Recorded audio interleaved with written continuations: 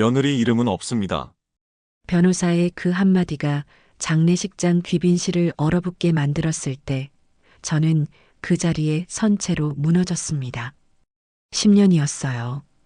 밤낮으로 기저귀를 갈고 배회하는 시어머니를 붙잡고 제 삶을 완전히 포기하며 모셨던 10년이었는데 그런데 유언장에 제 이름은 단 한 글자도 없었습니다. 며느리로서 당연히 해야 할 일 아닙니까? 효도의 대가를 바라셨던 건가요? 시동생의 그 말을 들었을 때 저는 믿을 수가 없었습니다. 10년이었어요. 새벽 3시마다 깨서 기저귀를 갈았고 밤새 배회하시는 시어머니를 붙잡았고 제 삶을 완전히 포기하며 모셨던 10년이었는데요. 친구들과의 약속도 제가 좋아하던 일도 모든 걸 포기했던 10년이었는데 그런데 시어머니의 유언장에 제 이름은 단 한 글자도 없었습니다. 며느리 이름은 없습니다. 변호사가 그렇게 말했을 때 시댁 식구들은 오히려 이렇게 말했어요. 원래 재산은 자식들이 받는 거잖아요. 그리고 언니는 10년간 집에서 공짜로 살았으면 그것도 혜택 아니에요? 도대체 뭐가 잘못된 걸까요? 제가 바보였던 걸까요?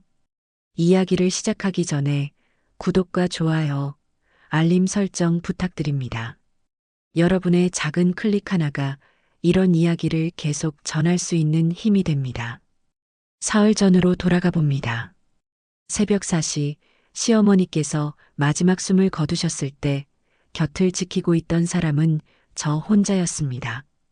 산소호흡기에서 들리던 규칙적인 소리가 멈추고 심장 박동 모니터가 일직선을 그렸죠. 어머니, 어머니. 제 목소리는 떨렸지만 이상하게도 눈물은 나오지 않았어요. 너무 오래 울었던 걸까요? 아니면 너무 지쳐서 울 힘조차 남지 않았던 걸까요? 간호사를 불렀고 당직 의사가 와서 사망을 확인했습니다. 그제야 저는 떨리는 손으로 남편에게 전화를 걸었어요. 여보, 어머니께서 방금 돌아가셨어. 전화기 너머로 남편의 한숨 소리가 들렸습니다. 슬픔의 한숨이 아니었어요. 뭔가 끝났다는 그런 안도의 한숨이었죠. 알았어. 지금 갈게. 동생들한테 연락할 테니까 당신은 거기서 기다려. 전화가 끊겼습니다. 저는 시어머니의 식어가는 손을 잡고 앉아 있었어요.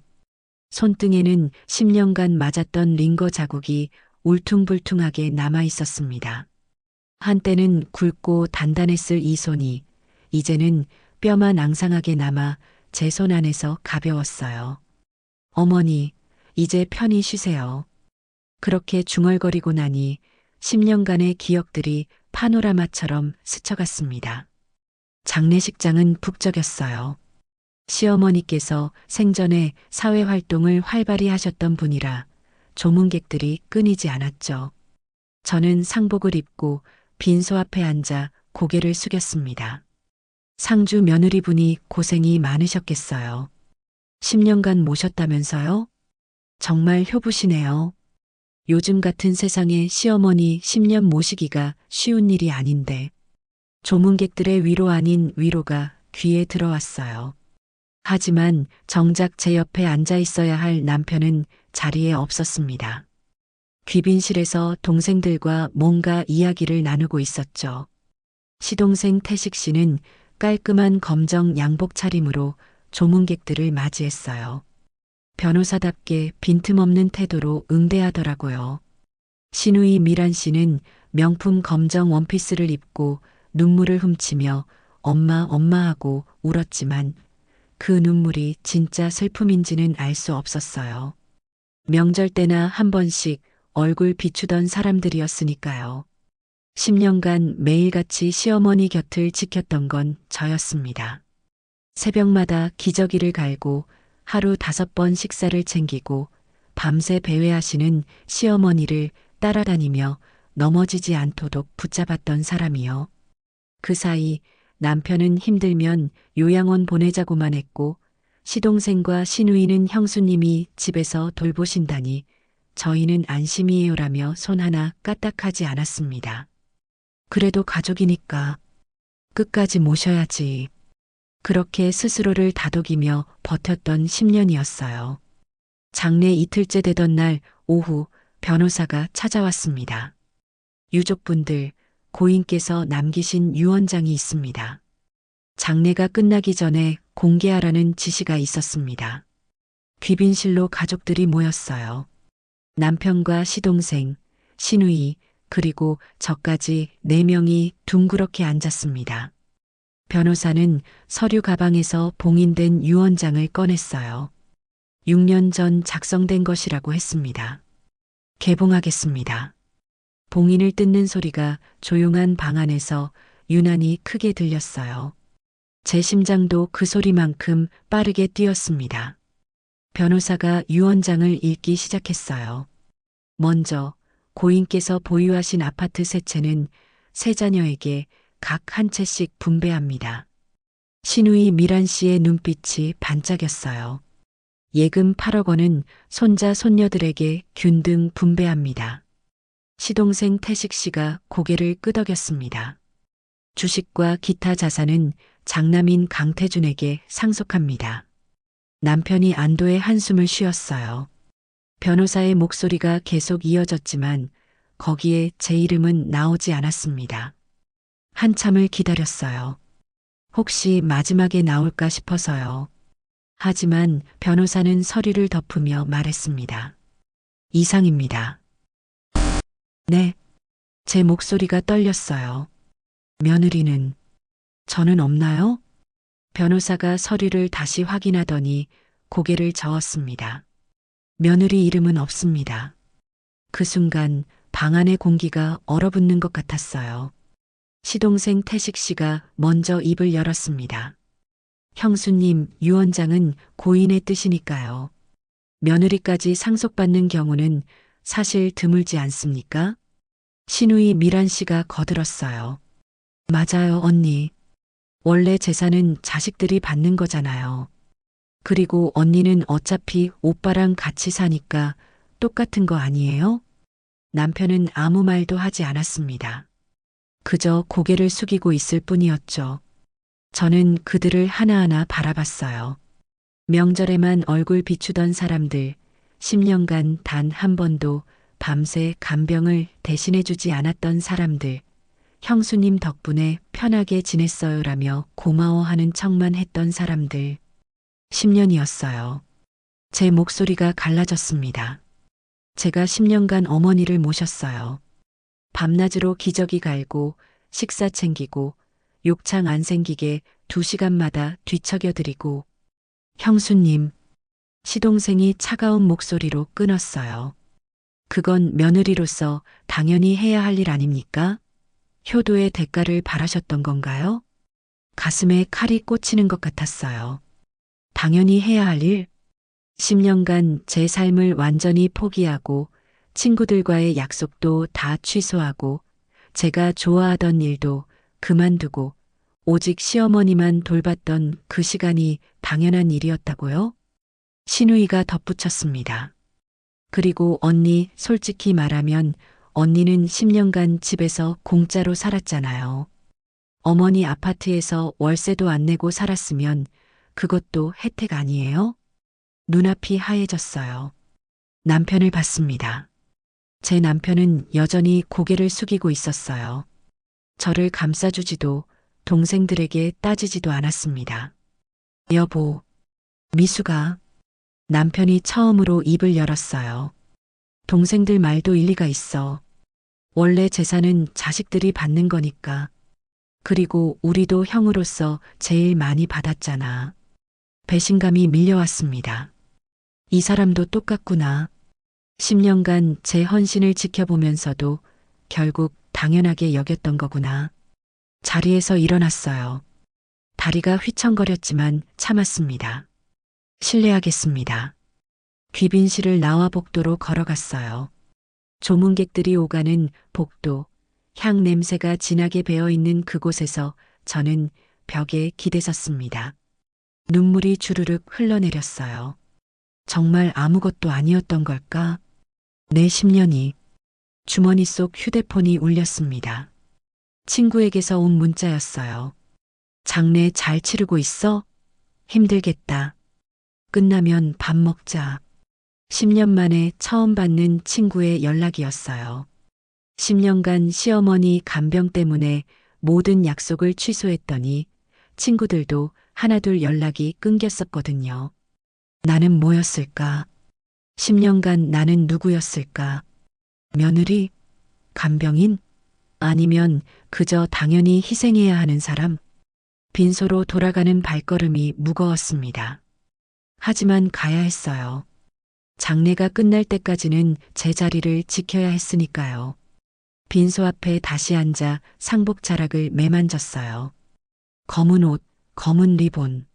마치 제 10년도 이렇게 새까맣게 지워진 것만 같았습니다. 조문객 한 분이 제 손을 잡으며 말했어요. 며느리분, 정말 장하십니다. 10년 헌신이 어디 갑니까? 그 말이 위로가 아니라 비수처럼 꽂혔어요. 헌신이 어디 가긴요? 아무데도 가지 않았어요. 그냥 사라졌어요.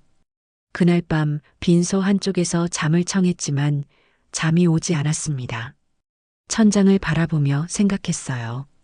시어머니께서 정말 저를 이렇게 생각하셨던 걸까? 10년을 함께 보냈는데 정말 제 이름 석자 남길 가치도 없었던 걸까?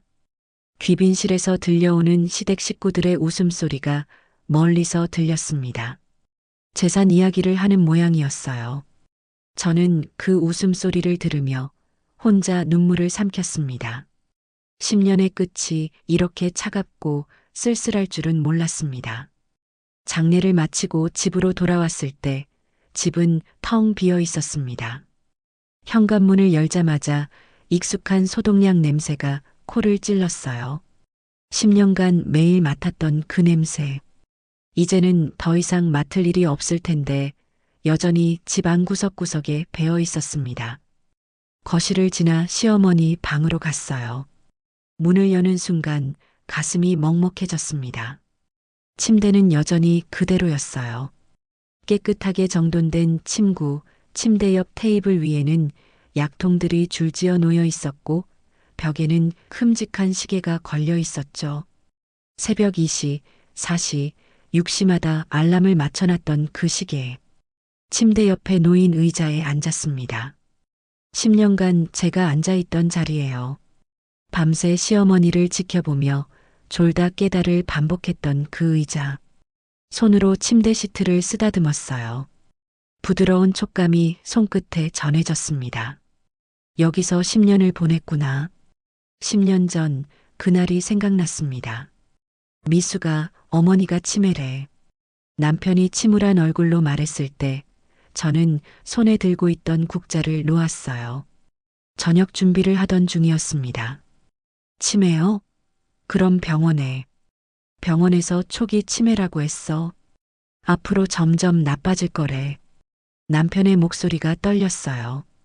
저는 가스불을 끄고 남편 옆에 앉았습니다. 그럼 어떻게 하죠? 요양원을 알아봐야 할 것 같아. 그때 시동생 태식 씨에게서 전화가 왔어요. 남편이 스피커폰으로 받았습니다. 형, 엄마 치매 소식 들었어. 나도 충격이야. 응. 요양원을 알아봐야 할 것 같은데. 형, 그게 말이야. 시동생의 목소리가 조심스러워졌어요. 엄마가 요양원은 절대 안 간다고 하시더라고.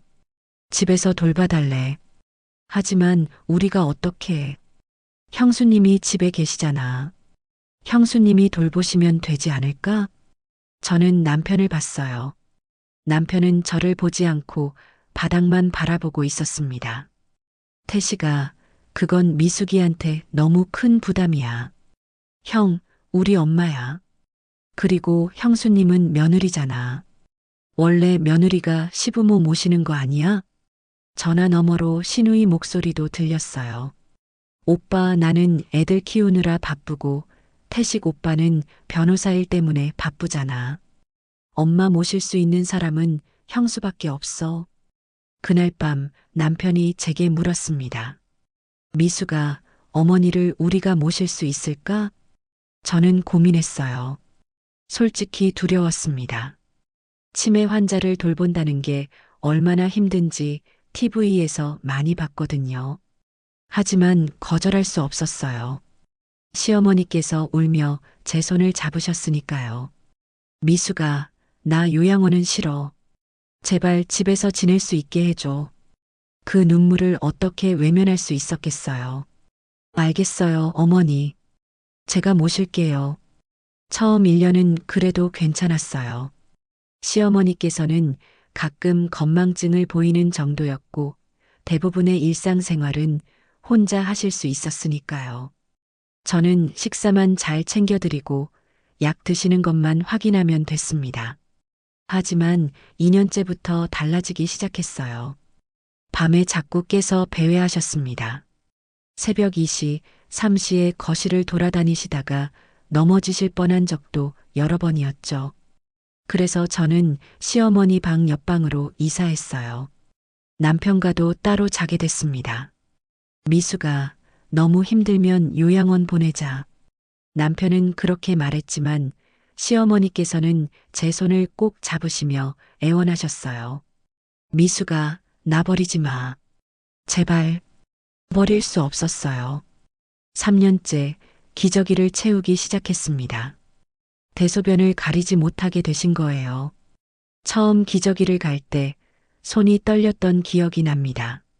내가 할 수 있을까? 하지만 해야 했어요. 다른 사람이 없었으니까요. 새벽 3시마다 알람을 맞춰놓고 기저귀를 확인했어요. 젖어 있으면 갈아드리고 욕창이 생기지 않도록 2시간마다 자세를 바꿔드렸습니다. 잠은 하루에 서너 시간밖에 못 잤어요. 눈 밑에 다크서클이 짙게 내려앉았고 머리카락도 빠지기 시작했죠. 친구들이 전화했어요. 미수가 이번 주 모임 오지? 오랜만에 보자. 미안, 나 어머니 간병 때문에 못 갈 것 같아. 아, 그래. 그럼 다음에. 처음에는 이해해주던 친구들도 매번 거절하자 점점 연락이 뜸해졌습니다. 그렇게 제 인간관계는 하나둘 끊어졌어요. 5년째 되던 해 시어머니께서는 저를 알아보지 못하셨어요. 당신은 누구야? 우리 집에서 뭐 하는 거야? 아침마다 제게 소리치셨습니다. 며느리를 도둑으로 착각하신 거예요. 어머니, 저예요. 미숙이요. 미숙이? 미숙이가 누구야? 나가, 당장 나가. 식사를 드리려고 해도 거부하셨어요. 숟가락을 던지시고 그릇을 엎으시기도 했습니다. 어느 날은 제 얼굴을 핥히셨어요. 손톱에 뺨이 긁혀 피가 났습니다. 어머니, 저예요. 미숙이라고요. 눈물이 주르륵 흘러내렸어요. 하지만 시어머니는 여전히 저를 알아보지 못하셨습니다. 그날 밤 욕실 거울을 보니 뺨에 세 줄의 상처가 나 있었어요. 그 상처를 보며 생각했습니다. 내가 왜 이러고 있지? 나를 알아보지도 못하시는데. 하지만 다음 날 아침에도 저는 시어머니 방으로 갔어요. 기저귀를 갈고 식사를 챙기고 욕창 연고를 발라드렸습니다. 습관이 되어버렸던 거예요. 아니, 책임감이었을까요? 아니면 그냥 며느리라서? 명절 때면 시댁 식구들이 왔어요. 시동생 태식 씨는 고급 양복 차림으로 나타나 어머니 손을 잠깐 잡아드리고는 저에게 말했습니다. 형수님, 정말 고생 많으세요. 저희가 뭘 도와드릴까요? 괜찮아요. 그냥 가끔 와서 얼굴 보여드리세요. 네, 꼭 그렇게 할게요. 하지만 명절이 끝나면 다시 몇 달 동안 연락이 없었어요. 시누이 미란 씨는 비싼 과일 바구니를 들고 와서는 1시간도 안 돼서 돌아갔습니다. 언니, 애들이 학원 가야 해서요. 다음에 또 올게요. 응, 그래. 조심히 가. 그들이 돌아간 후 저는 홀로 남았어요. 다시 시어머니 방으로 가서 기저귀를 확인하고 저녁 식사를 준비했습니다. 남편은 퇴근 후 피곤하다며 바로 자기 방으로 들어갔어요. 여보, 오늘 어머니가. 미안, 미수가. 너무 피곤해서 내일 얘기하자.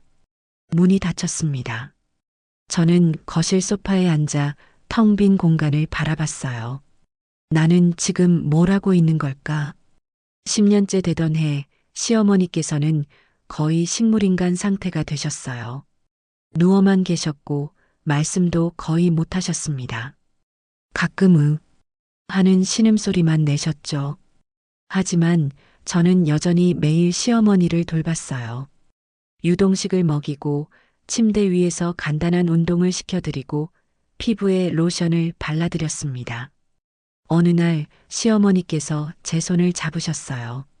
아주 약한 힘이었지만 분명히 제 손을 잡으신 거였습니다. 눈물이 날 것 같았어요. 이 순간 하나 때문에 10년을 버텼구나. 그리고 이제 시어머니는 돌아가셨습니다. 10년이 끝났어요. 침대 시트를 계속 쓰다듬으며 생각했습니다. 유언장에 제 이름이 없었다는 것. 시댁 식구들이 당연한 일이라고 말했다는 것. 정말 당연한 일이었을까? 내 10년이 그냥 당연한 며느리의 의무였을까? 가슴이 답답했어요. 휴대폰을 꺼내 10년 전 사진들을 뒤적였습니다. 거기에는 환하게 웃고 있는 제 모습이 있었어요. 친구들과 여행 가서 찍은 사진, 취미로 하던 꽃꽂이 수업에서 찍은 사진. 그 사람은 이제 없었습니다. 거울을 봤어요. 거기에는 지치고 늙어버린 55세 여자가 서 있었습니다. 10년 전보다 10년은 더 늙어 보이는 얼굴이었어요. 대가를 바랐던 게 아니었어. 그냥 인정받고 싶었을 뿐이야. 눈물이 또 흘러내렸습니다. 하지만 이제 울어봤자 소용없었어요. 10년은 돌아오지 않으니까요. 시어머니 방을 나와 거실로 갔습니다. 소파에 앉아 창밖을 바라봤어요. 해가 지고 있었습니다. 10년의 끝처럼 해도 저물어가고 있었어요. 장례를 마치고 사흘째 되는 날 남편이 말했습니다. 오늘 집에서 가족회의 할 거야. 어머니 재산 정리하고 집 문제도 논의해야 해서. 네. 저는 짧게 대답했어요. 가족회의. 10년간 시어머니를 모셨지만 정작 이런 자리에서 제 목소리는 없었습니다. 늘 그랬어요. 오후 2시 시댁 식구들이 모두 모였습니다. 거실 소파에 시동생 태식 씨와 그의 아내, 시누이 미란 씨와 그녀의 남편이 앉았어요. 남편은 맨 앞자리에, 저는 부엌 쪽 구석 의자에 앉았습니다. 며느리 자리는 항상 구석이었습니다. 자, 그럼 어머니 유산 정리를 시작할까요? 시동생이 서류를 꺼내며 말했어요. 변호사답게 정리가 깔끔했습니다. 아파트 세 채는 우리 셋이 각자 하나씩 가지기로 했고, 예금 8억은 손주들 4명한테 2억씩, 주식이랑 기타 자산은 형한테. 이렇게 정리됐어요. 다들 고개를 끄덕였습니다. 그럼 이 집은 어떻게 하지? 남편이 물었어요. 형이 가지는 게 맞죠? 형이 여기서 어머니랑 살았으니까. 그럼 우리는? 시누이가 물었습니다. 언니는 강남 아파트 받았잖아. 그걸로 충분하지. 그래도 이 집이 제일 크던데. 언니, 욕심 부리지 마. 형수님이 10년간 어머니 모셨는데 이 집 정도는 형한테 가는 게 맞아. 저는 그 대화를 듣고 있었어요. 제 이름이 나왔지만 제 집이 아니었습니다. 남편 집이었죠. 그럼 어머니 유품들은? 시누이가 물었어요. 귀금속은 언니한테 가기로 했잖아. 옷이랑 나머지는 형수님이 정리하시면 되고. 정리. 저는 정리를 하는 사람이었습니다. 10년간 그랬듯이요. 회의는 30분 만에 끝났어요. 모든 게 이미 정해져 있었으니까요. 그럼 우리는 이만 갈게요. 시동생 부부가 일어섰습니다. 수고하세요, 형수님. 어머니 유품 정리 부탁드려요. 네. 시누이도 일어서며 말했어요. 언니, 어머니 옷 중에 괜찮은 거 있으면 내가 가져가도 되지? 그래. 그들이 모두 떠나고 집에는 남편과 저만 남았습니다. 남편은 자기 방으로 들어가며 말했어요. 나 좀 피곤해서 쉴게. 저녁은 간단히 먹자. 문이 닫혔습니다. 저는 거실에 혼자 앉아 있었어요. 이게 뭐지? 대체 이게 뭐지? 그날 밤 잠이 오지 않았습니다. 새벽 1시쯤 화장실에 갔다가 거실을 지나는데 남편 방에서 전화 통화하는 소리가 들렸어요. 응, 태식아. 자고 있었어? 남편이 시동생과 통화하는 모양이었습니다. 아니야, 미숙이는 잠들었어. 지금 말해도 돼. 저는 멈춰 섰어요. 그래, 유언장대로 진행하는 게 맞는 것 같아. 형수한테 따로 줄 필요 없지. 가슴이 철렁했습니다. 원래 재산은 자식들 거니까 며느리까지 끼워줄 필요는 없잖아. 그리고 솔직히 형수가 10년 모신 건 당연한 일이야. 며느리 의무지. 남편의 목소리가 차갑게 들렸어요. 엄마가 살아계실 때도 우리끼리 이미 합의했잖아. 유언장의 며느리는 빼기로. 숨이 멎는 것 같았습니다. 그래, 형수가 서운해하긴 하는데 금방 잊을 거야. 원래 며느리가 그런 거지 뭐. 응, 그럼 자. 내일 봐. 전화가 끊어지는 소리가 들렸어요. 저는 그 자리에 얼어붙어 서 있었습니다. 시어머니가 살아계실 때도 이미 합의했다고 다리에 힘이 풀렸어요. 벽에 기대지 않으면 쓰러질 것 같았습니다. 계획된 거였구나. 처음부터 저를 배제하기로 한 거였구나. 그리고 남편도 알고 있었던 거였어요. 다음 날 아침 남편에게 물었습니다. 어젯밤에 시동생이랑 통화한 거 들었어요. 남편의 얼굴이 굳었어요. 뭘 들었는데? 유언장에 저를 빼기로 미리 합의했다는 거요. 침묵이 흘렀습니다. 여보, 그게 어머니가 살아계실 때도 이미 정해진 거였어요? 남편은 대답하지 않았어요. 그 침묵이 답이었습니다. 왜요? 제 목소리가 떨렸어요. 왜 저를 빼기로 했어요? 제가 10년을 모셨는데.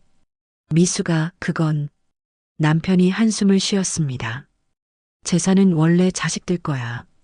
며느리가 받는 건 좀 이상하잖아. 이상해요?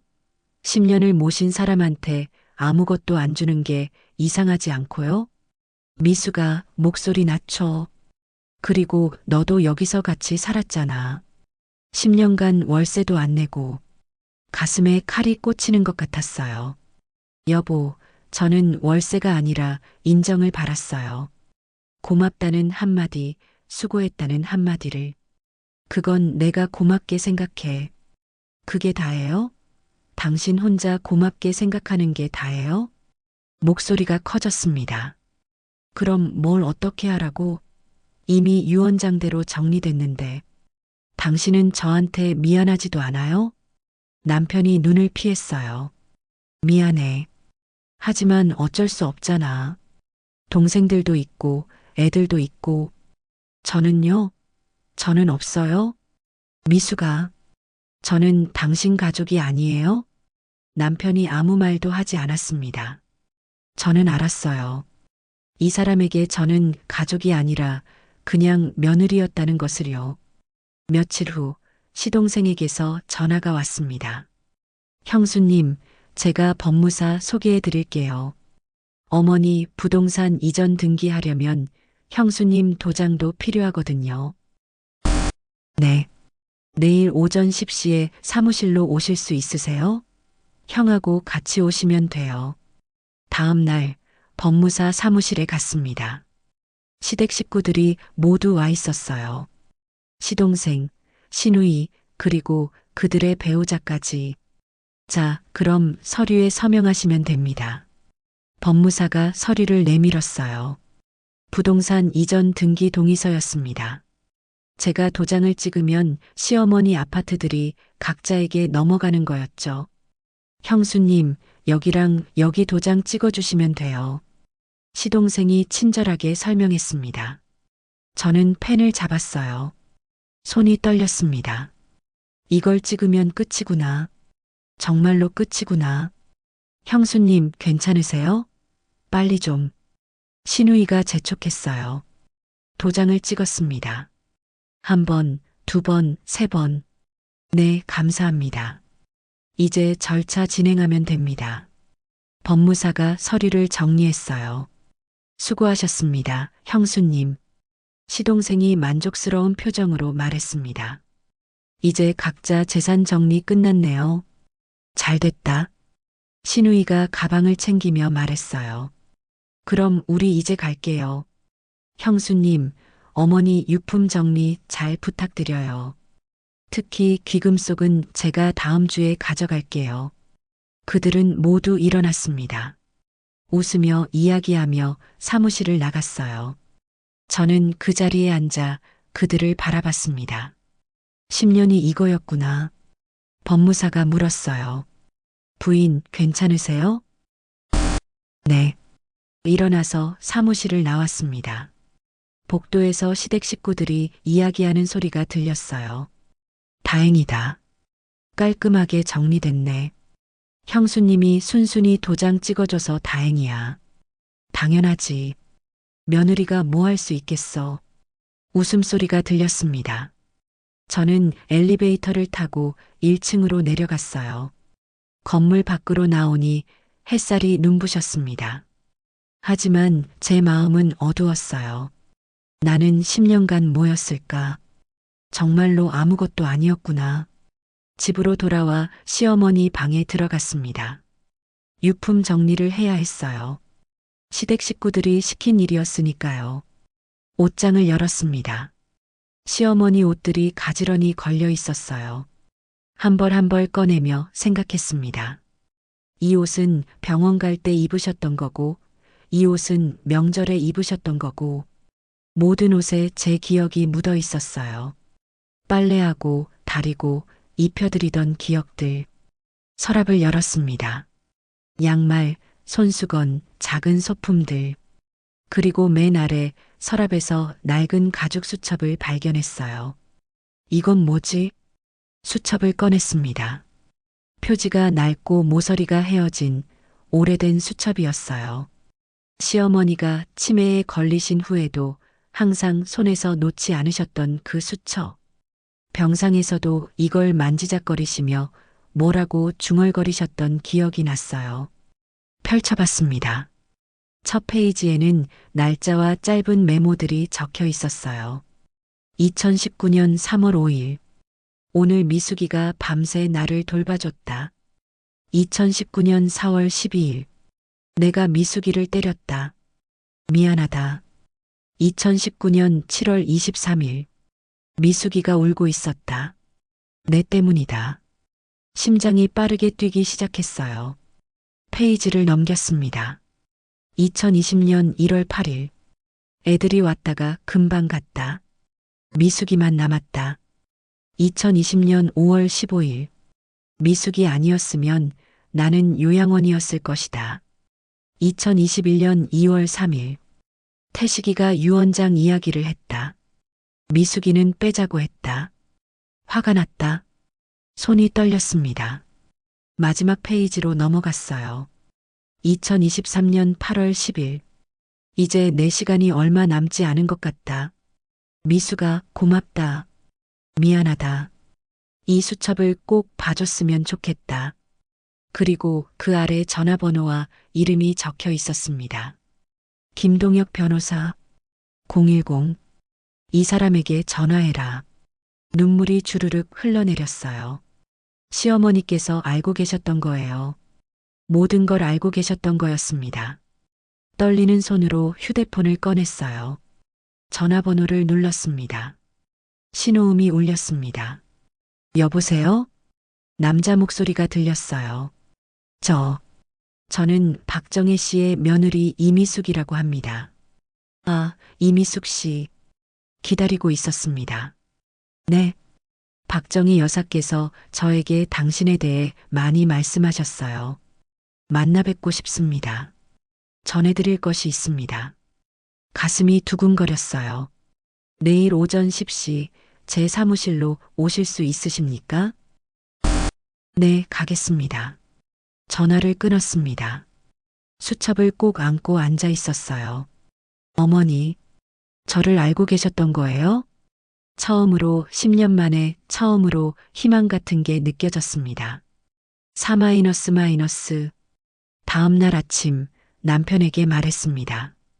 나 오늘 외출할게요. 어디 가는데? 처리할 일이 있어서요. 더 이상 설명하지 않았어요. 남편도 더 묻지 않았습니다. 김동혁 변호사 사무실은 서초동에 있었어요. 작지만 깔끔한 건물이었습니다. 엘리베이터를 타고 5층으로 올라갔습니다. 복도를 지나 김동혁 법률사무소라는 간판 앞에 섰어요.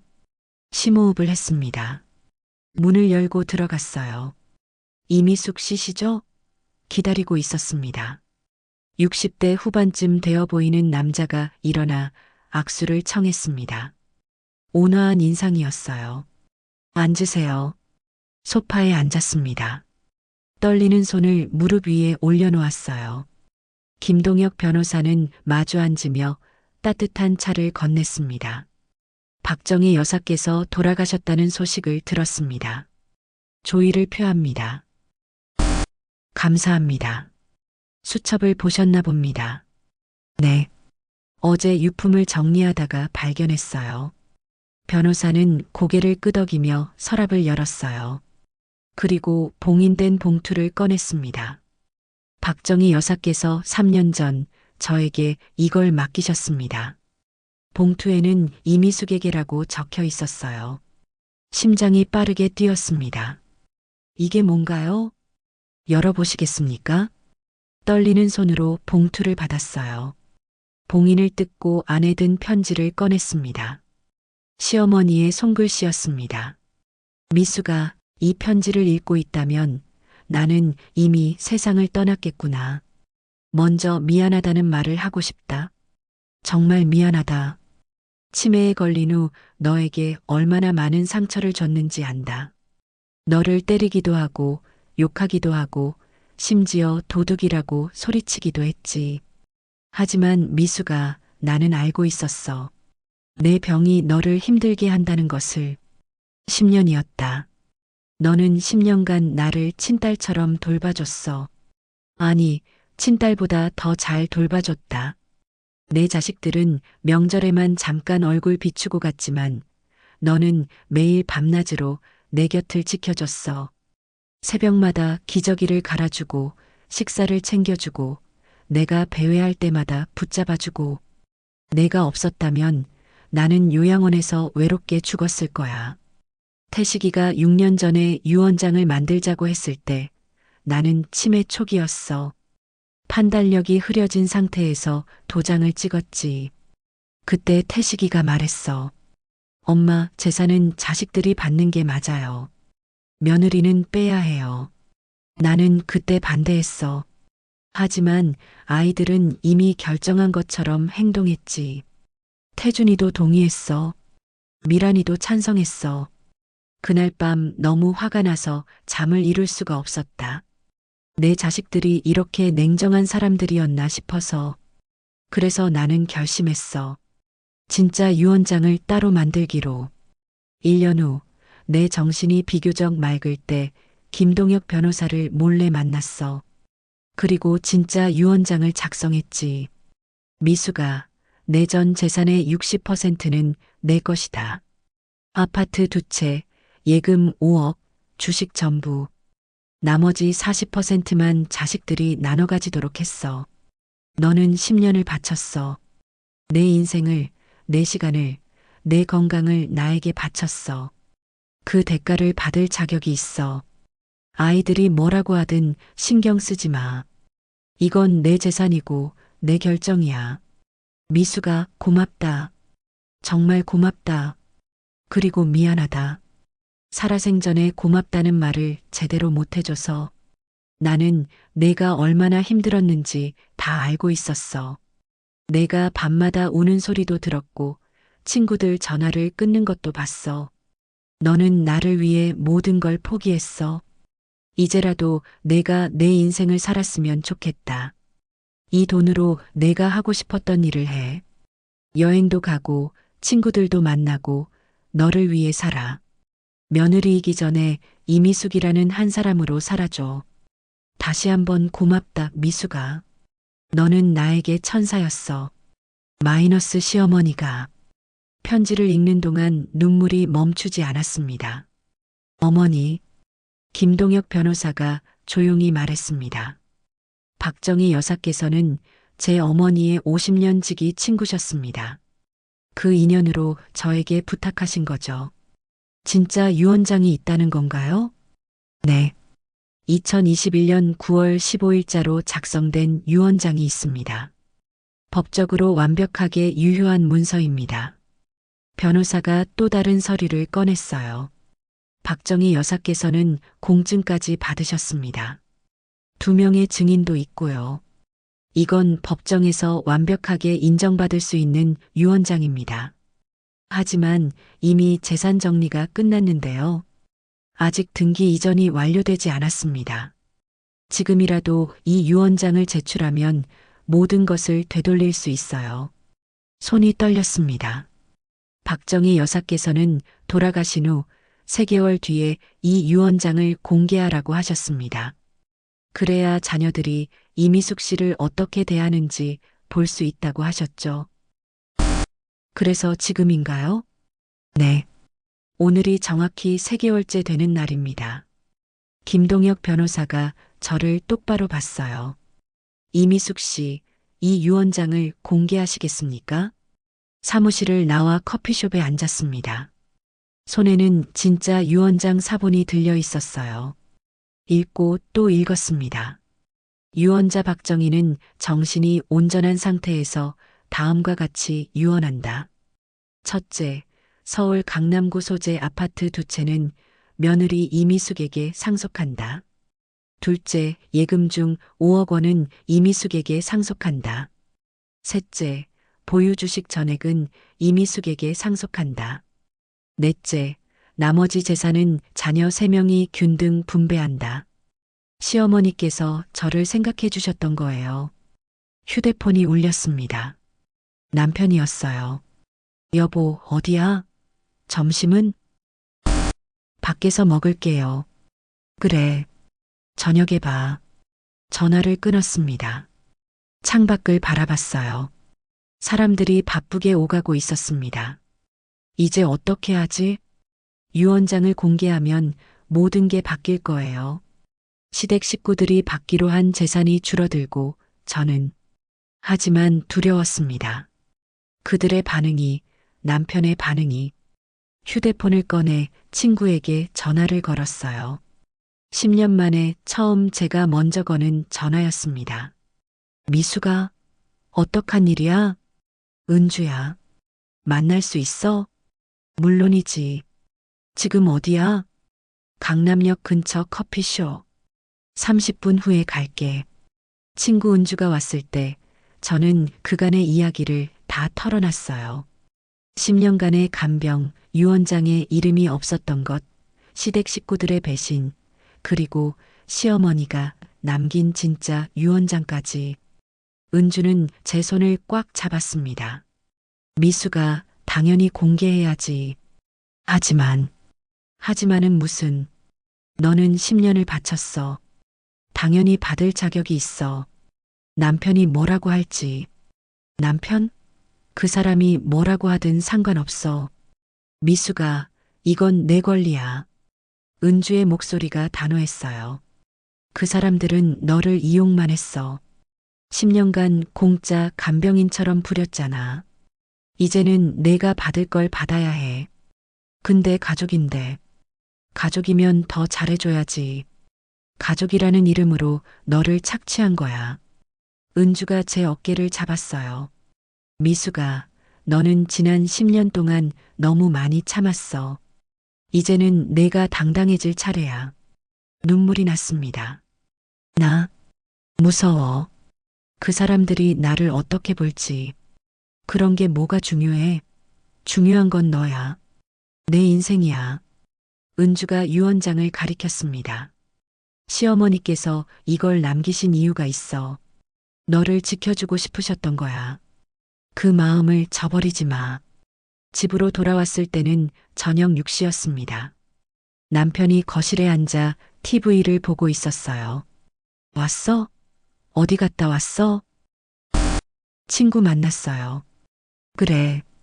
저녁은? 배불러요. 방으로 들어가 침대에 누웠습니다. 가방 속 유 원장이 무겁게 느껴졌어요. 휴대폰을 꺼내 김동혁 변호사에게 문자를 보냈습니다. 유 원장 공개하고 싶습니다. 어떻게 하면 될까요? 답장이 곧 왔어요. 내일 가족들을 모두 모을 수 있습니까? 제가 직접 가서 공개하겠습니다.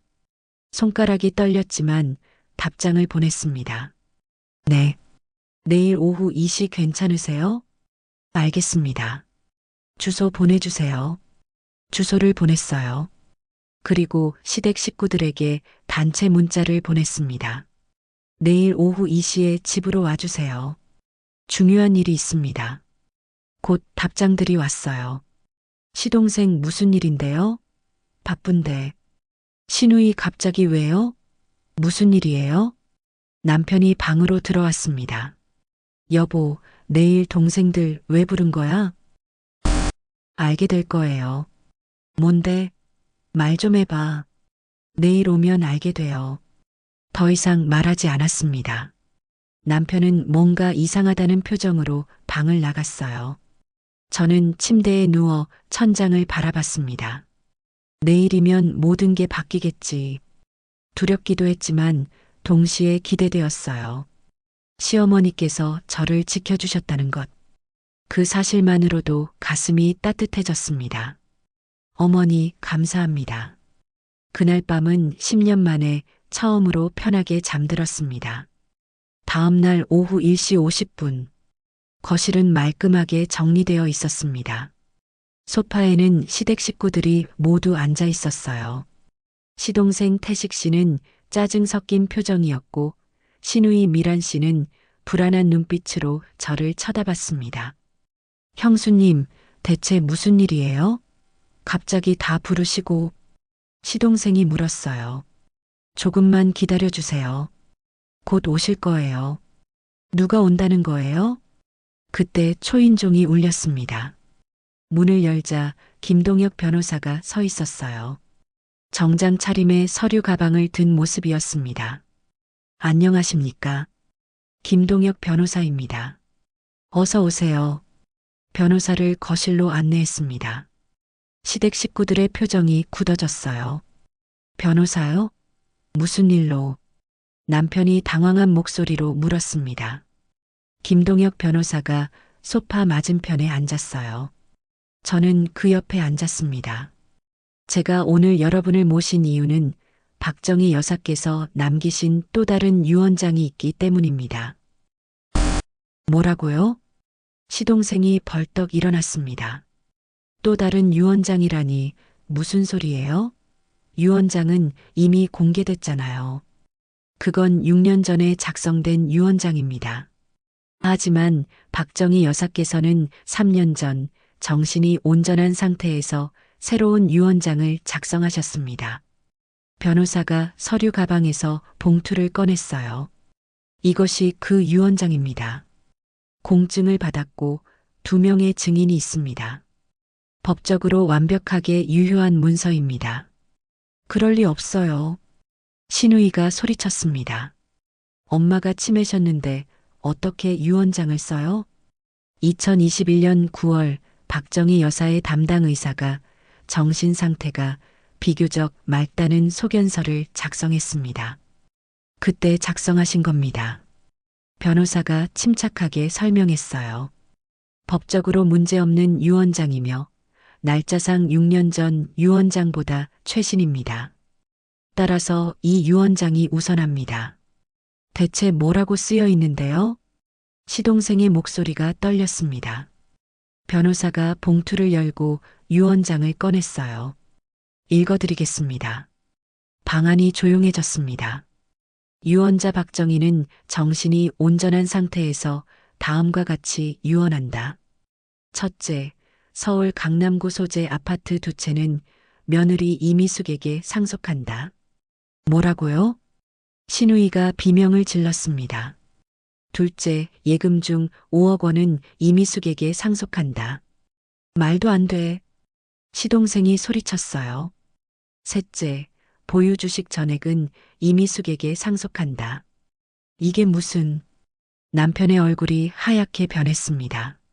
넷째, 나머지 재산은 자녀 3명이 균등 분배한다. 이상입니다. 변호사가 유언장을 덮었어요. 정적이 흘렀습니다. 거짓말이에요. 이건 조작된 거예요. 신우이가 울먹이며 소리쳤습니다. 엄마가 그렇게 쓸 리 없어요. 며느리한테 대부분을 주다니. 공증 받은 문서입니다. 여기 공증 확인서도 있고요. 변호사가 추가 서류를 내밀었어요. 그리고 박정희 여사께서 남기신 편지도 있습니다. 또 다른 봉투를 꺼냈습니다. 자녀분들께 드리는 편지입니다. 읽어드릴까요? 읽어주세요. 제가 말했습니다. 변호사가 편지를 펼쳤어요. 태준아, 태식아, 미란아. 이 편지를 읽고 있다면 너희는 유언장에 놀랐겠구나. 왜 엄마가 대부분의 재산을 며느리에게 줬는지 궁금하겠지. 간단하다. 미숙이가 자격이 있기 때문이야. 10년이었다. 미숙이는 10년간 나를 돌봤어. 너희는 뭘 했니? 태준아, 너는 내 장남이지만 10년간 단 한 번도 밤새 나를 돌본 적이 없어. 회사 일이 바쁘다는 핑계로 미숙이에게 다 떠넘겼지. 태식아, 너는 변호사면서 엄마를 이용했어. 6년 전 내 판단력이 흐려졌을 때 유언장을 만들자고 했지. 며느리는 빼야 한다고 설득했어. 그게 정말 엄마를 위한 거였니? 아니면 너희 욕심이었니? 미란아, 너는 명절에만 잠깐 왔다가 갔어. 그것도 선물 받으러 온 거지. 엄마가 아플 때 단 한 번도 간병을 도와준 적 없어. 너희는 모두 바빴어. 일도 바쁘고 가정도 바쁘고. 나도 이해한다. 하지만 미숙이는 자기 인생을 포기했어. 친구들과의 약속, 자기가 하고 싶었던 일, 모든 걸 포기하고 나만 돌봤어. 밤마다 기저귀를 갈고 내가 욕하고 때려도 참고 새벽마다 배회하는 나를 붙잡고 너희는 며느리니까 당연하다고 생각했겠지. 하지만 세상에 당연한 희생은 없어. 미숙이는 10년을 바쳤어. 그 대가를 받을 자격이 있어. 너희가 섭섭해할 줄 안다. 하지만 이건 내 결정이야. 내 재산이고 내가 정하는 거야. 미숙아, 고맙다. 너는 내 친딸보다 더 잘해줬어. 너희 자식들은 이 편지를 읽고 반성했으면 좋겠다. 사랑한다, 엄마가. 편지를 읽는 동안 방 안은 죽은 듯이 조용했습니다. 신우이가 울기 시작했어요. 엄마, 엄마가 우리를 이렇게 생각하셨어? 시동생은 주먹을 쥔 채 고개를 숙이고 있었습니다. 남편은 멍하니 앉아 있었어요. 이건 말도 안 돼요. 시동생이 떨리는 목소리로 말했습니다. 법적으로 이의를 제기하겠어요. 엄마가 정신이 온전하지 않았을 때 쓴 거라고. 그러실 수 있습니다. 변호사가 침착하게 대답했어요. 하지만 담당 의사의 소견서, 공증, 증인 진술이 모두 있습니다. 법정에서 이기기는 어려울 겁니다. 그리고 법정 다툼을 하시면 이 편지 내용이 모두 공개됩니다. 언론에도 나갈 수 있고요. 시동생의 얼굴이 굳었어요. 강태식 변호사님, 평판에 좋지 않을 겁니다. 치매 걸린 어머니를 이용해서 며느리를 유산에서 제외했다는 이야기가 나올 테니까요. 그건 협박이에요. 협박이 아니라 사실입니다. 언론은 이런 이야기를 좋아하죠. 변호사가 서류를 정리하며 말했습니다. 여러분께 선택권을 드리겠습니다. 이 유언장을 받아들이고 조용히 정리하시든지 아니면 법정 다툼을 하시든지. 신우이가 울면서 저를 봤어요. 언니, 이게 정말 언니가 원한 거예요? 저는 그녀를 똑바로 바라봤습니다. 10년을 바쳤어요. 제 인생 10년을요. 그래도 가족인데. 가족이라면서 왜 저를 유언장에서 빼기로 했어요? 어머니 살아계실 때 이미 합의했잖아요. 신우이가 말을 잇지 못했습니다. 저는 시동생을 봤어요. 태식 씨 6년 전에 어머니께 뭐라고 했죠? 며느리는 빼야 한다고 했죠? 시동생이 고개를 돌렸습니다.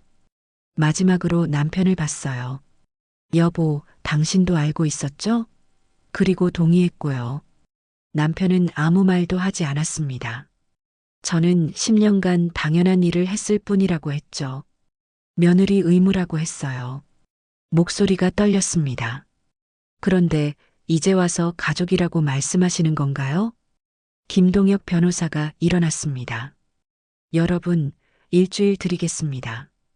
이 유언장을 받아들일지 법적 다툼을 할지 결정하시고 연락 주세요. 변호사는 제게 고개를 끄덕이고 현관으로 향했어요. 저도 따라 나가 배웅했습니다. 이미숙 씨, 떨리시죠? 네. 하지만 잘하신 겁니다. 당신의 권리예요. 감사합니다. 변호사가 떠나고 저는 거실로 돌아갔습니다. 시댁 식구들은 여전히 앉아 있었어요. 형수님, 시동생이 입을 열었습니다. 협의하면 안 될까요? 반반씩 나누는 거로. 싫어요. 저는 단호하게 말했습니다. 어머니께서 정하신 거예요. 저는 그대로 받을 거예요. 형수님, 우리도 엄마 자식이에요. 신우이가 소리쳤습니다. 그럼 10년간 뭘 하셨어요? 제 목소리도 커졌어요. 명절에 잠깐 왔다가 가는 게 다였잖아요. 밤새 기저귀 한 번 갈아준 적 있어요? 식사 한 번 챙긴 적 있어요? 그건 저는 10년을 바쳤어요. 제 인생을, 제 시간을, 모든 걸 바쳤어요. 눈물이 흘러내렸습니다. 그런데 당신들은 저를 뭐라고 했죠? 당연한 일 했다고. 며느리 의무라고.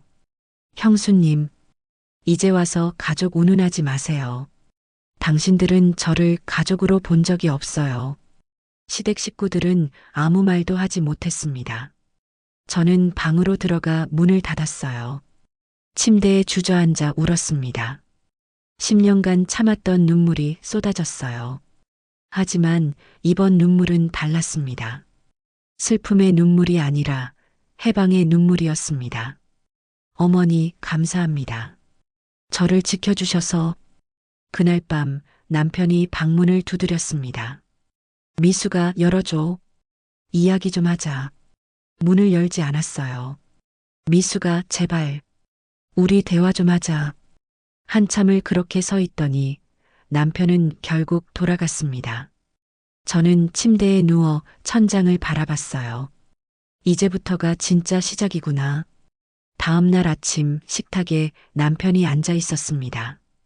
커피를 마시던 그는 저를 보자 컵을 내려놓았어요. 미수가 앉아봐. 저는 서서 그를 바라봤습니다. 미수가, 어제 일은 너무 갑작스러웠어. 갑작스러운 건 당신들이 저를 배신한 거예요. 배신이라니, 그건 6년 전부터 계획하셨잖아요. 며느리는 빼기로. 남편이 한숨을 쉬었습니다. 미수가, 우리 협의하자. 반반씩 나누면 안 될까? 싫어요. 미수가, 남편의 목소리가 커졌어요. 동생들도 엄마 자식이야. 그리고 손주들도 있고. 내가 다 가져가면 우리 가족이 어떻게 되는데? 그건 제 문제가 아니에요. 너 정말 이럴 거야? 남편이 자리에서 일어났습니다. 10년을 같이 산 부부인데 이렇게까지 해야 돼? 10년을 같이 살았으면 저를 지켜줬어야죠. 제 목소리가 떨렸어요. 제가 혼자 어머니 모실 때 당신은 뭐 했어요? 귀마개 끼고 주무셨잖아요. 나도 직장 생활하는 사람이야. 힘들었어. 저는요? 저는 안 힘들었을 것 같아요. 남편이 말을 잇지 못했습니다. 저도 꿈이 있었어요. 하고 싶은 일도 있었고, 만나고 싶은 친구들도 있었어요. 다 포기했어요. 당신 어머니 때문에. 그건 고맙게 생각해. 고맙다는 말만으로 10년이 보상되나요? 침묵이 흘렀습니다. 미수가 마지막으로 말할게. 남편의 목소리가 차갑게 변했어요. 유 원장 받아들이지 마. 우리 가족끼리 협의해서 정리하자. 싫어요. 정말? 네. 남편이 식탁을 탁 쳤습니다. 좋아. 그럼 나도 생각이 있어. 그날 오후 남편은 집을 나갔습니다. 동생들이랑 만나고 올게. 문이 쾅 닫혔어요. 저는 혼자 남은 집에서 시어머니 방으로 갔습니다. 아직 정리하지 못한 유품들이 그대로 있었어요. 서랍을 열어 낡은 수첩을 다시 꺼냈습니다. 시어머니의 손글씨를 한자 한자 읽었어요. 미숙이가 없었으면 나는 요양원이었을 것이다. 미수가 고맙다. 미안하다. 눈물이 또 흘렀습니다. 어머니, 제가 잘하고 있는 거죠?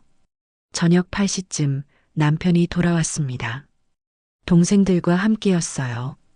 형수님, 우리 진지하게 이야기 좀 해요. 시동생이 거실 소파에 앉으며 말했습니다. 저도 맞은편에 앉았어요. 형수님, 솔직히 말씀드릴게요. 시동생이 서류를 꺼냈습니다. 우리가 변호사와 상담했어요. 법적으로 이의를 제기할 수 있대요. 그러세요. 엄마가 치매 상태에서 쓴 유언장이라고 주장할 겁니다. 의사 소견서가 있어요. 의사 소견서도 반박할 수 있어요. 치매 환자는 정신 상태가 오락가락하니까요.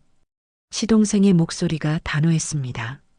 그리고 형수님, 법정 다툼하면 시간 오래 걸려요. 몇 년씩 걸릴 수도 있고 상관없어요. 정말요? 신우이가 비웃듯 말했습니다. 언니, 그동안 어떻게 살 건데요? 이 집도 아직 명예 이전 안 됐는데. 무슨 뜻이에요? 이 집 명의는 아직 엄마 거예요. 법정 다툼하는 동안은 아무도 못 써요. 가슴이 철렁했습니다. 그럼 언니 나가야 해요. 여기서 신우이의 말에 숨이 멎는 것 같았어요. 남편이 입을 열었습니다. 미수가 이혼하자. 뭐라고요? 이혼해. 우리 더 이상 같이 못 살겠어. 30년을 살았는데 30년 살았으면 뭐해. 가족을 이렇게 만드는데. 남편의 목소리가 차가웠어요. 너 혼자 다 가져가려고 하잖아. 그런 사람이랑 어떻게 살아? 제가 혼자 가져가는 게 아니에요. 어머니께서 주신 거예요. 엄마는 정신이 없으셨어. 의사 소견서가 있다니까요. 그딴 건 조작할 수도 있어. 말다툼이 격해졌습니다. 시동생이 끼어들었어요. 형수님, 우리 조용히 정리합시다. 법정 가면 서로 힘들어요. 전 괜찮아요. 괜찮기는요. 형수님, 지금 당장 갈 곳도 없으면서 제가 알아서 할게요. 어떻게요? 10년간 일도 안 하셨는데. 돈은 있어요? 집은? 신우이의 말이 비수처럼 꽂혔습니다. 맞는 말이었어요. 저는 10년간 아무것도 준비하지 못했습니다. 법정 다툼하는 동안 최소 1년은 걸려요. 그동안 어디서 어떻게 살 건데요? 그러니까 우리 제안을 받아들이세요. 반반씩 나누면 돼요. 싫어요. 형수님, 어머니께서 정하신 거예요. 전 그대로 받을 거예요. 시동생이 자리에서 일어났습니다. 좋아요. 그럼 법정에서 봅시다. 형, 이혼 서류 준비해. 신우이도 일어섰어요. 우리는 이만 갈게요. 형수님, 일주일 안에 이 집에서 나가세요. 네. 법적으로 이 집은 아직 엄마 명의예요. 상속 정리 안 된 상태에서는 아무도 못 써요. 그들이 모두 나갔습니다. 남편도 가방을 챙기며 말했어요. 나도 당분간 동생 집에서 지낼 거야. 이혼 서류 변호사 통해서 보낼게. 여보, 미수가 우리 여기까지야. 문이 닫혔습니다. 혼자 남은 집은 너무 조용했습니다. 소파에 주저앉아 고개를 감싸쥐었어요. 이럴 줄 알았어야 했는데. 하지만 후회는 하지 않았습니다. 휴대폰을 꺼내 친구 은주에게 전화했어요. 은주야, 미수가 무슨 일이야? 목소리가 왜 그래? 나 집에서 나가야 해. 남편이 이혼하자고 했어. 뭐, 지금 어디야? 내가 갈게. 1시간 후 은주가 왔습니다. 제 손을 꼭 잡았어요. 미수가 괜찮아? 응, 괜찮아. 괜찮을 리가 없잖아. 30년을 살았는데 눈물이 났습니다. 은주야, 내가 잘못한 걸까? 아니야. 넌 잘못한 거 없어. 근데 왜 이렇게 힘들어? 당연히 힘들지. 하지만 미수가 넌 옳은 일을 하고 있어. 은주가 제 어깨를 안아줬어요. 일주일 안에 집 나가야 해. 우리 집으로 와. 내가 방 하나 비워줄게. 정말? 당연하지. 친구 좀 믿어. 다음 날부터 짐을 쌌습니다. 30년간 모았던 것들. 하지만 정작 제 것은 많지 않았어요. 옷 몇 벌, 사진 몇 장, 책 몇 권.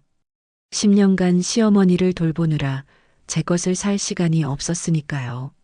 시어머니 방에 들어가 마지막으로 정리했습니다.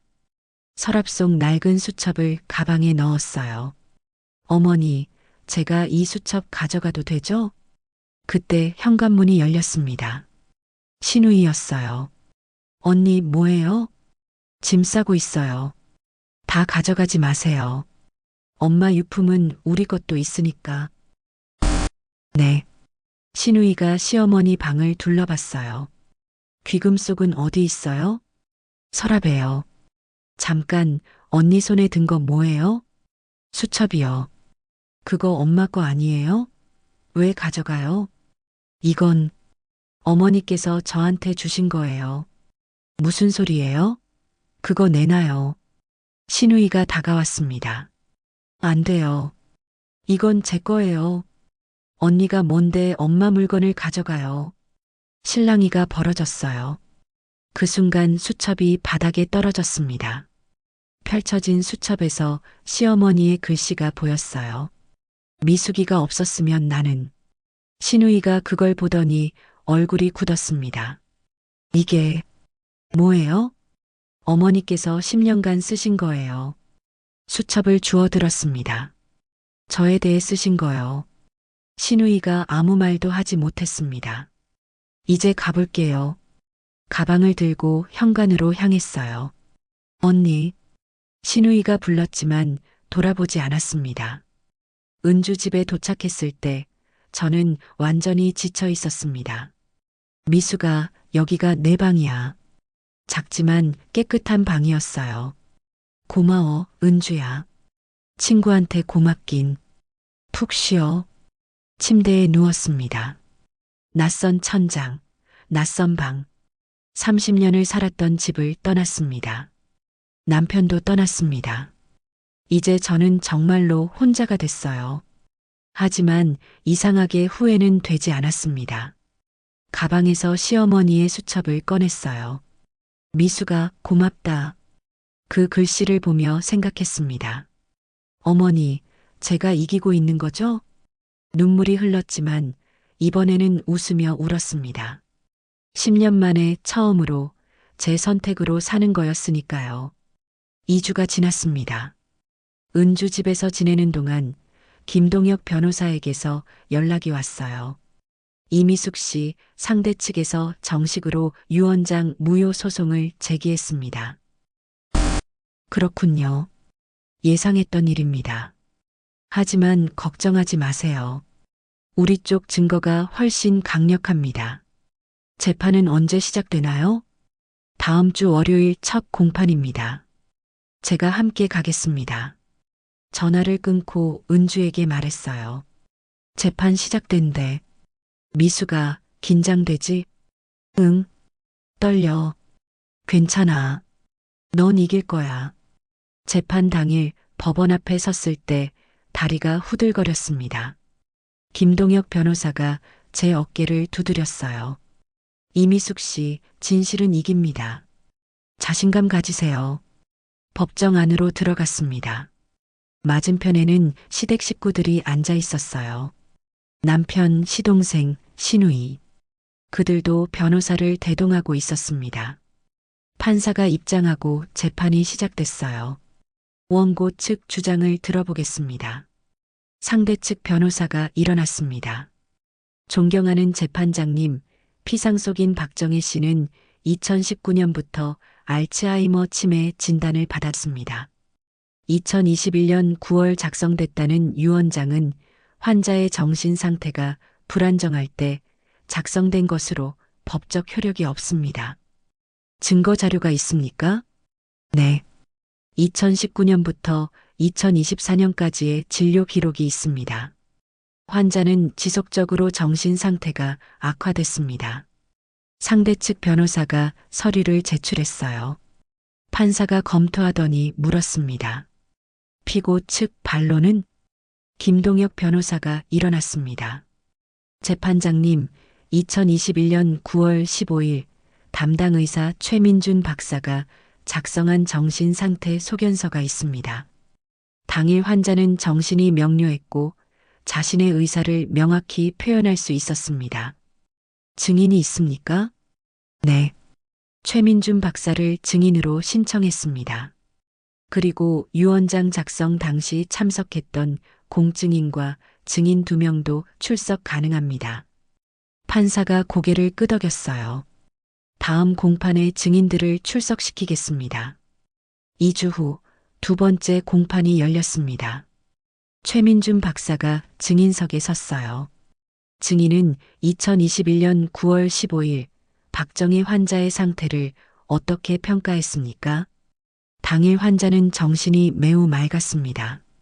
자신의 이름, 생년월일, 가족관계를 정확히 알고 있었고 복잡한 질문에도 논리적으로 대답했습니다. 치매 환자도 그럴 수 있나요? 네. 초중기 알츠하이머 환자는 정신이 맑은 시간대가 있습니다. 특히 아침 시간에는 인지 기능이 비교적 좋습니다. 상대 측 변호사가 일어났습니다. 증인은 환자가 유언장을 작성할 만큼 온전한 판단력이 있었다고 확신합니까? 네. 환자는 자신의 재산 상황을 정확히 알고 있었고 왜 그런 결정을 내렸는지도 논리적으로 설명했습니다. 어떤 설명이었습니까? 며느리가 10년간 자신을 헌신적으로 돌봤으니 그에 대한 보답을 하고 싶다고 하셨습니다. 증언이 끝나고 공증인이 증인석에 섰어요. 증인은 유언장 작성 당시 박정희 씨의 상태를 어떻게 봤습니까? 매우 명료했습니다. 저는 30년간 공증인으로 일하면서 수천 건의 유언장을 작성했습니다. 박정희 씨는 분명히 자신의 의사를 표현하셨습니다. 그 다음은 증인 2명이 섰습니다. 시어머니의 오랜 친구들이었어요. 박정희 씨는 왜 그런 유언장을 작성하려 했습니까? 며느리에 대한 고마움 때문이었습니다. 우리에게 자주 이야기하셨어요. 미숙이가 아니었으면 나는 요양원이었을 거야 라고요. 자녀들에 대해서는 뭐라고 하셨습니까? 섭섭해 하셨습니다. 명절에만 잠깐 오고 정작 간병은 며느리 혼자 한다고요. 증언들이 쌓여갔습니다. 상대 측은 점점 불리해졌어요.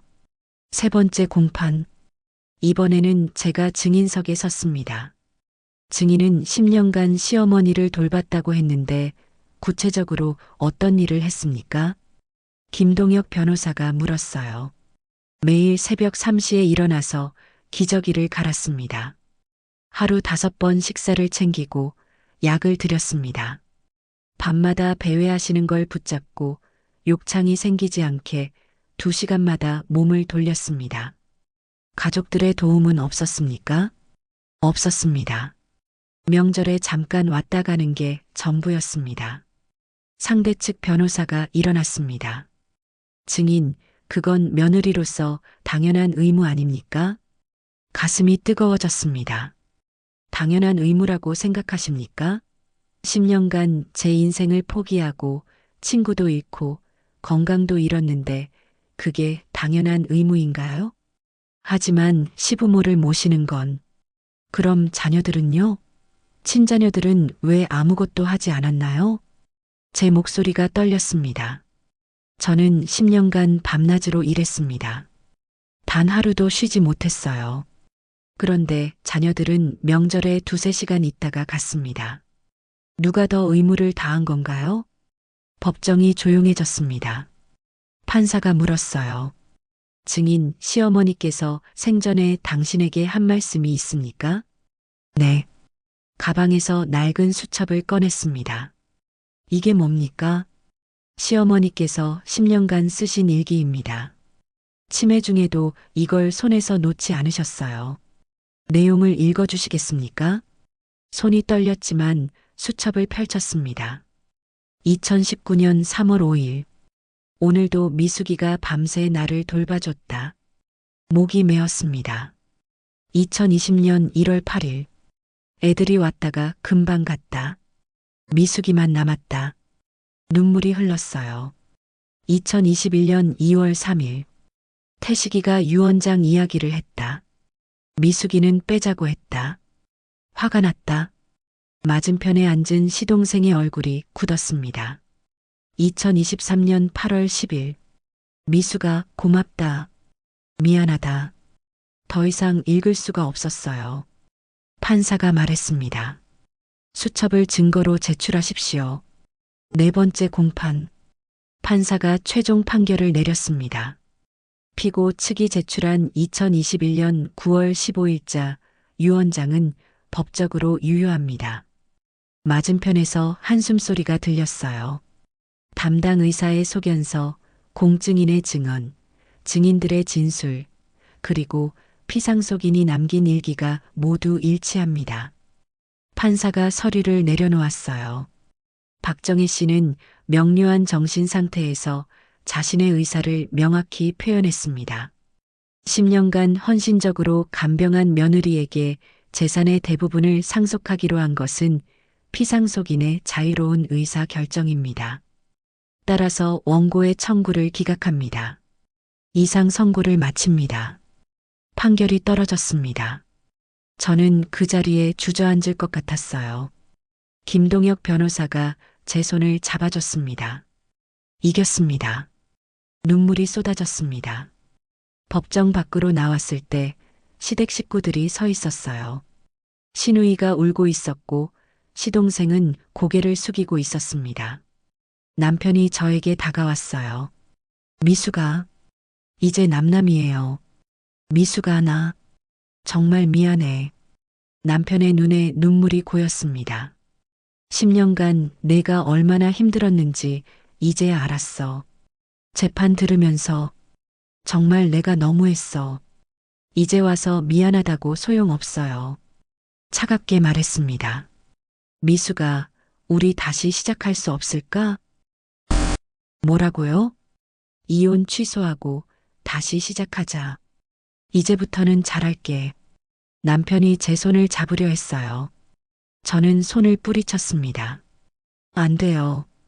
미수가, 당신은 저를 지켜주지 않았어요.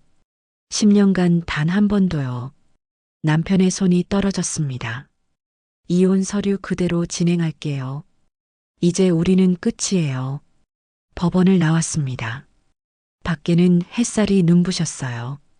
은주가 달려와 저를 안아줬습니다. 미수가, 이겼어. 응, 이겼어. 울면서 웃었습니다. 10년 만에 처음으로 제가 선택한 승리였습니다. 재판이 끝나고 한 달이 지났습니다. 재산 이전 절차가 모두 완료됐어요. 강남 아파트 2채, 예금 5억 원, 주식이 모두 제 명의가 됐습니다. 은주 집 작은 방에서 서리를 보며 생각했어요. 이게 10년의 값이구나. 하지만 돈보다 더 소중한 걸 얻었습니다. 시어머니의 인정이요. 새 아파트로 이사하는 날 은주가 도와주러 왔어요. 미수가 여기 완전 좋다. 강남 한복판이잖아. 응. 시어머니께서 살던 집이야. 거실에 서서 둘러봤습니다. 깨끗하게 정리된 공간이었어요. 이제 여기서 새로 시작하는 거야. 은주가 제 어깨를 두드렸어요. 그런데 미수가 앞으로 뭐 하고 싶어? 모르겠어. 10년간 시어머니만 돌보느라 제가 뭘 좋아하는지도 잊어버렸습니다. 천천히 생각해봐. 이제 내 인생이야. 짐을 정리하다가 시어머니의 낡은 수첩을 발견했어요. 펼쳐서 마지막 페이지를 읽었습니다. 미수가 이제는 너를 위해 살아라. 며느리이기 전에 이미숙이라는 한 사람으로 눈물이 또 흘렀습니다. 네, 어머니. 그렇게 할게요. 2주 후 이혼이 정식으로 성립됐습니다. 법원에서 이혼 확인서를 받았을 때 복잡한 감정이 들었어요. 30년 결혼 생활이 종이 한 장으로 끝났습니다. 슬프기도 했지만 동시에 홀가분했어요. 남편에게서 문자가 왔습니다. 미수가 정말 미안했어. 행복하게 살아. 답장하지 않았습니다. 더 이상 할 말이 없었으니까요. 시댁 식구들로부터 사과 편지가 왔습니다. 시동생이 먼저 보냈어요. 형수님, 정말 죄송합니다. 제가 너무 욕심이 많았습니다. 10년간 고생하신 걸 몰라봤습니다. 신우이도 편지를 보냈습니다. 언니 미안해요. 언니가 얼마나 힘들었는지 이제야 알았어요. 재판 들으면서 너무 창피했어요. 편지들을 읽으며 생각했어요. 이제 와서 사과를 받아들여야 할까? 며칠을 고민했습니다. 그리고 답장을 보냈어요. 사과는 받아들입니다. 하지만 용서는 시간이 필요합니다.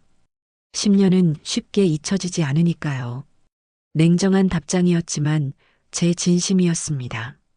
한 달 후 시동생이 찾아왔습니다. 형수님, 아니 미숙 씨, 시간 내주셔서 감사합니다. 카페에서 마주 앉았어요. 무슨 일이세요?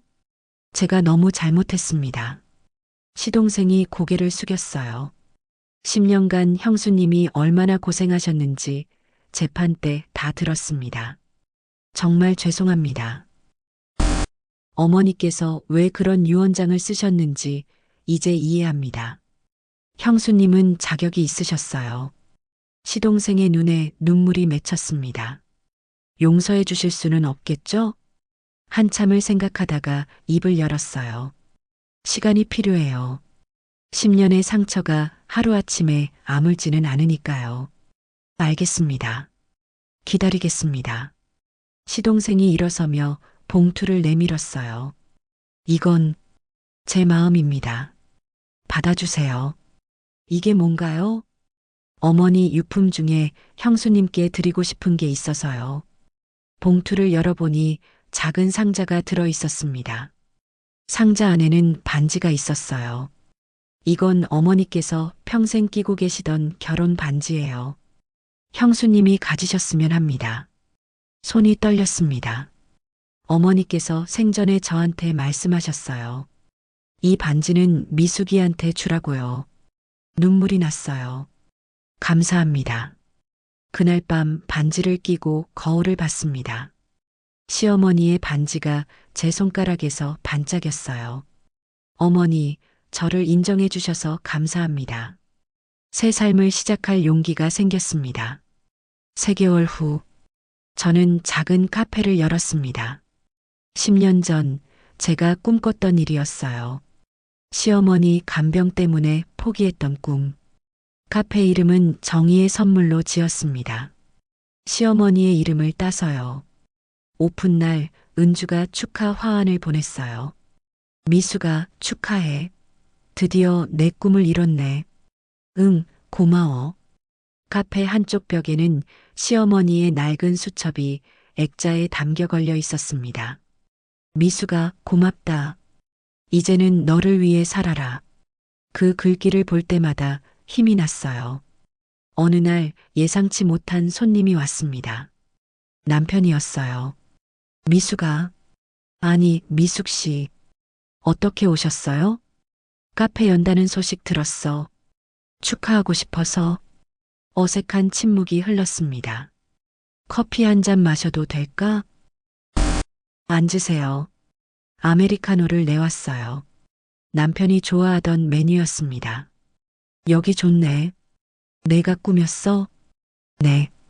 예전에 카페 하고 싶다고 했었지. 기억나? 네. 남편이 커피를 한 모금 마시고 말했어요. 미수가, 나 요즘 많이 생각해. 내가 얼마나 못된 사람이었는지. 10년간 너 혼자 모든 걸 짊어지게 하고 나는 모른 척 했어. 정말 미안해. 이제 와서 사과해봤자. 알아. 나한테 용서받을 자격 없다는 거. 그냥 말하고 싶었어. 남편이 자리에서 일어났어요. 행복하게 살아.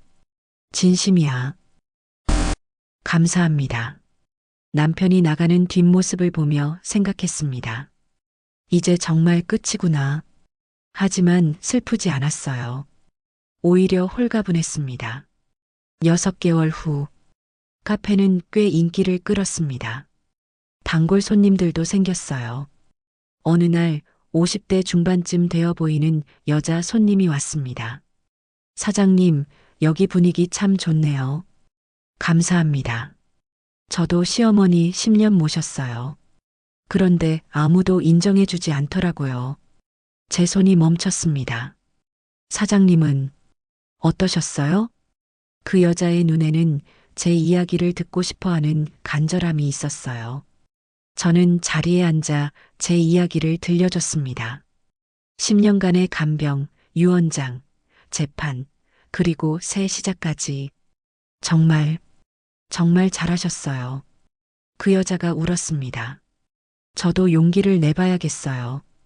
제 인생을 살아야겠어요. 그날 이후 비슷한 이야기를 가진 사람들이 카페에 오기 시작했어요.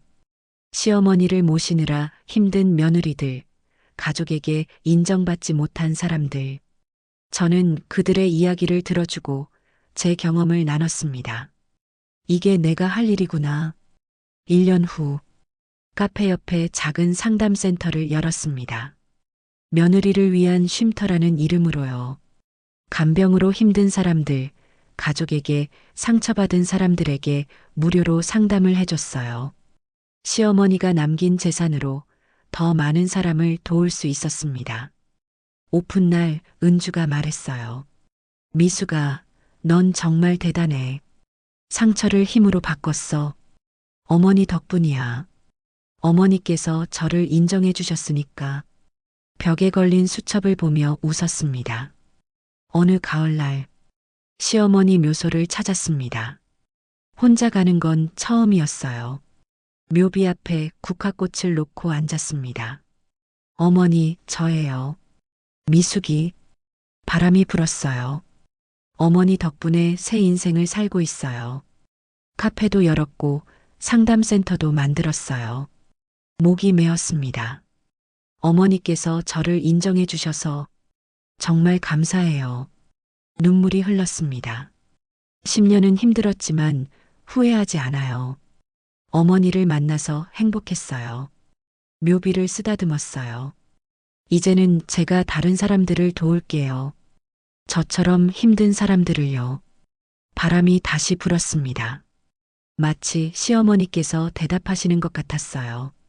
그래, 미수가. 잘하고 있어. 집으로 돌아오는 길.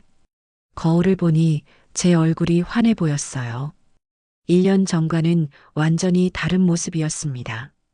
지친 얼굴 대신 생기 있는 얼굴. 슬픈 눈빛 대신 희망찬 눈빛. 이게 나야. 진짜 나.